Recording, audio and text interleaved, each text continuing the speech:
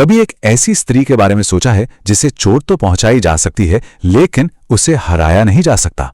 आज हम इसी रहस्य की परतों को खोलने वाले हैं कि ये जो अजेय शक्ति है ये आखिर आती कहां से है। तो सवाल यही है कि असल में वो कौन सी चीज है जो किसी इंसान को, खासकर एक स्त्री को, इतना मजबूत बना देती है कि दुनिया की कोई भी ताकत उसे तोड़ ना सके। देखिए, अक्सर हम ताकत को गलत समझ बैठते हैं। हमें लगता है ताकत का मतलब है चीखना, चिल्लाना, गुस्सा करना, अपना दबदबा बनाना।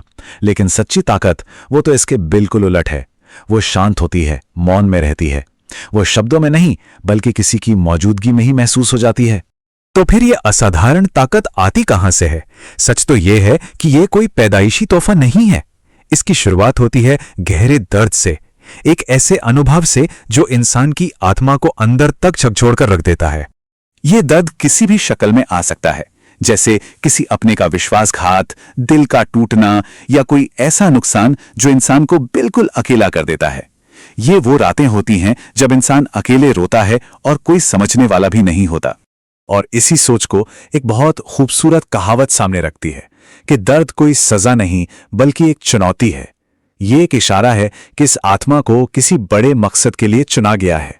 और यहीं से सब कुछ बदल जाता है। ये वो टर्निंग पॉइंट है जहां एक आम इंसान दर्द से टूटकर बिखर जाता है, वहीं आध्यात्मिक रूप से जागृत होने वाली स्त्री उसी दर्द से जाग जाती है। यहीं से असली बदलाव का सफर शुरू होता है। तो फर्क क्या है? फर्क है रिएक्शन का। बाहर की दुनिया में जवाब ढूंढने के बजाय वो अंदर की तरफ मुड़ना शुरू कर देती है। वो ये समझ जाती है कि ये दर्द उसे तोड़ने के लिए नहीं बल्कि उसे एक नए सिरे से गढ़ने के लिए आया है। यह अंदरूनी सफर कुछ बहुत ही सरल लेकिन गहरे कदमों से शुरू होता है। वो बाहरी दुनिया के शोर शराबे से खुद को हटाकर अपने अंदर की आवाज पर ध्यान लगाना शुरू करती है।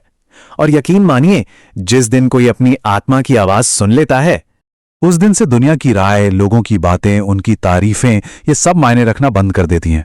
अब उसकी पहचान समाज से नहीं बल्कि उसके अंदर से आती है।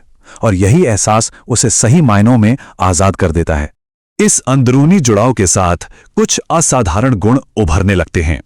आप इन्हें महाशक्तियां या सुपर पावर्स भी कह सकते हैं, जो उसे पूरी तरह से बदल कर रख देती हैं। ये वो गुण हैं जो अब उसकी पहचान बन जाते हैं। उसे अब किसी और से वैलिडेशन की जरूरत नहीं। वो अपनी भावनाओं पर काबू रखती है, अकेलेपन से ताकत हासिल करती है, लोगों के शब्दों के पीछे की नियत को भांप लेती है और डर से नहीं बल्कि एक गहरे विश्वास के साथ अपने फैसले लेती है। दुनिया रिएक्शंस पर चलती है लेकिन वो अवेयरनेस में जीती है।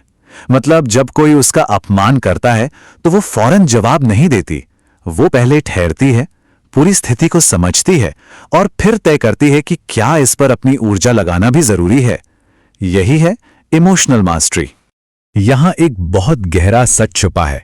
समाज अक्सर उन्हीं लोगों को कंट्रोल करने की कोशिश करता है जो अकेले रहने से डरते हैं। लेकिन जब कोई अपने अकेलेपन में सुकून पा लेता है तो उसे मैनिपुलेट करना, उसे कंट्रोल करना लगभग नामुमकिन हो जाता है। यही चीज उसे सच में अजेय बनाती है। वक्त के साथ साथ उसकी इंट्यूशन, मतलब कि उसकी अंतर्ज्ञान की शक्ति इतनी तेज हो जाती है कि उसे तुरंत पता चल जाता है कि कौन सच्चा है और कौन सिर्फ दिखावा कर रहा है। उसे धोखा देना आसान नहीं होता क्योंकि वो सिर्फ शब्द नहीं सुनती, वो शब्दों के पीछे की एनर्जी को पढ़ लेती है। और अब हम आते हैं उस सबसे बड़े संकेत पर जिसका हमने शुरू में जिक्र किया था। वो आखिरी और सबसे ताकतवर पहचान जो एक आध्यात्मिक रूप से जागृत स्त्री को सबसे अलग करती है। तो सवाल ये है, आखिर ये सबसे बड़ा संकेत है क्या? ये उसकी पूजा पाठ या ध्यान की मात्रा नहीं है बल्कि कुछ ऐसा है जो बहुत गहरा और शक्तिशाली है। और ये रहा जवाब। उसकी सबसे बड़ी ताकत है उथल पुथल और तूफान के बीच भी एक अटूट शांति बनाए रखने की काबिलियत। ये एक अंदरूनी अवस्था है, कोई बाहरी दिखावा नहीं। जरा इस तस्वीर को सोचकर देखिए। जब आसपास सब कुछ बिखर रहा हो, लोग डर और घबराहट में हो, तो वो एक स्थिर चट्टान की तरह खड़ी रहती है।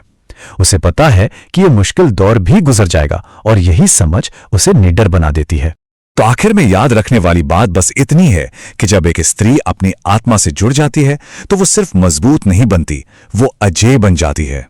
उसकी असली ताकत उसके शरीर की मांसपेशियों में नहीं बल्कि उसकी आत्मा में बसती है और आत्मा की शक्ति को दुनिया की कोई ताकत कभी नहीं हरा सकती।